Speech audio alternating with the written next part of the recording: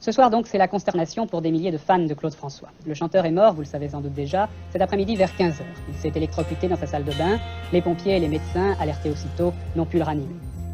Beaucoup de mystères entourent la mort de l'idole des années 70. Moi, Christophe Onlelat, je me suis posé toutes sortes de questions et j'ai finalement décidé de mener ma petite enquête.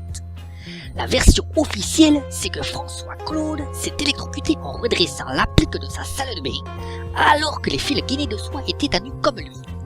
La chanteuse de Si j'avais un marteau aurait alors fait masse et se serait effondrée sur le sol, les doigts encore fumants.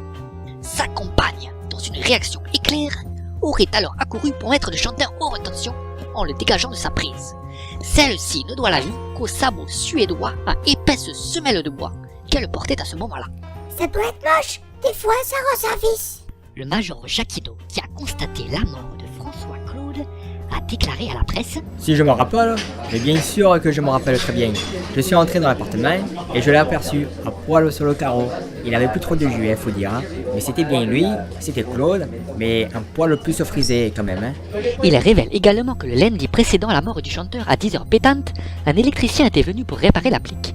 Mais pour accéder à la salle de bain, il fallait passer par la chambre de l'artiste. Or, il était dans sa chambre avec Michel Drucker pour préparer son émission Les Rendez-vous du Dimanche. Son assistant n'avait pas osé les interrompre, le chanteur lui ayant demandé de ne pas être dérangé avant 13h sous peine de péter les plans. Pourquoi tant de mystère? Quel terrible et lourd secret a-t-il voulu protéger? Quand la raison ne parle plus, les chiffres parlent eux. Je suis allé à la rencontre de Bertrand Renard, le magicien des chiffres et des lettres, et il m'a tout expliqué. La mort a eu lieu à 14h30. Dans le chiffre 14, il y a du 1 et du 4. Or, racine carrée de 4 égale 2, 4 moins 1 égale 3, 3 fois 2 égale 6, il ne nous aura pas échappé que 30 divisé par 5 égale 6. Nous tenons là notre premier 6. Franck Clo-Clo avait 39 ans. 39 c'est bien 3 et 9. 9 moins 3 font 6. Vous suivez toujours? Et le troisième 6 enfin. Ricker. D-R-I-C-K-E-R. C'est lettres. 666, les chiffres du démon, les chiffres de la bête.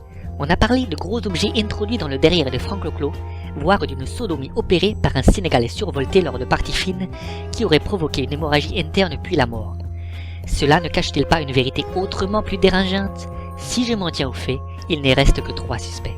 Les colonels Moutarde avec le vibromasseur dans la salle de bain, Gilbert Bécaud dit Monsieur 100 000 volts, et Michel Drucker confondu par la numérologie. La vérité est là, toute proche.